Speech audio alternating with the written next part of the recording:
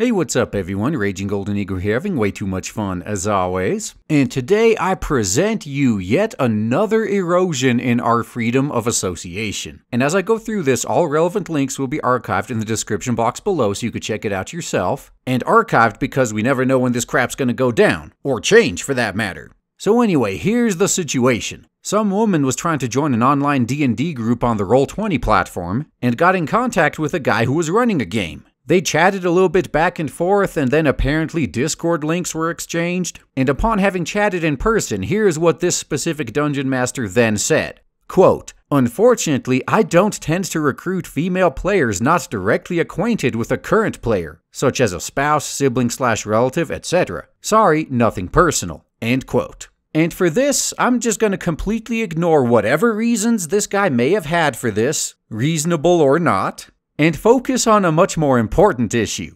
Whatever the reason may be, all this guy did was just say, I don't want to play with you. And whenever that happens to me, I pretty much just go, well, fine. If that's how you're gonna be, then something tells me I wouldn't have enjoyed playing with you anyway. And that's the end of that. But that was not the case for this woman. Oh, no. She had to go re all over Reddit. Can't spell Reddit without re after all, right? But even that's not all that relevant. Whiny crybabies re on Reddit all the time. What's important is this comment that she was able to get from a user going by Nolan T. Quote, "Real talk. I'm the managing partner of Roll20, and if you report these tools, we'd be happy to nuke them off the site. Sorry someone was an asshole, but we're improving the hobby and outnumbering these tools more and more every day." End quote.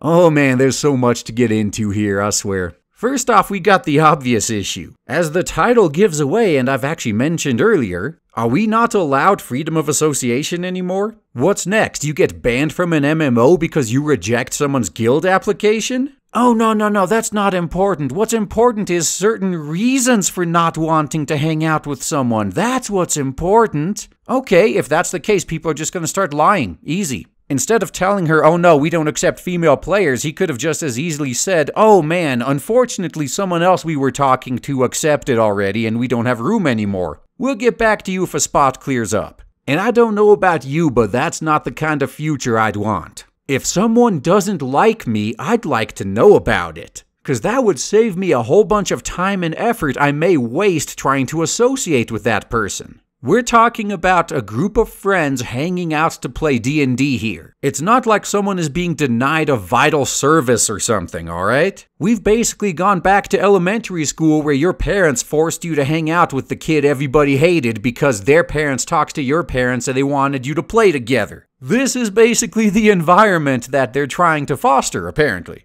And the next problem is, would there still be this level of outrage if the genders were reversed? Yeah, it's a rhetorical question because we all know the answer. If this was a group of women and a guy applied and was told, oh, I'm sorry, we don't accept men, instead of all this outrage and shrieking about misogyny, you'd be getting a whole bunch of, you go, girl! And honestly, that's the part that probably bugs me the most, is the blatant double standards. And finally, it was the guy's final line. We are improving the hobby and outnumbering these tools more and more every day. Yeah, you sure are. You know why? Because everyone's leaving. And I know what you're thinking. Well, good, we didn't want you Nazis here anyway. Well, just take a look at what's happening with Marvel to see how that's gonna work out for you.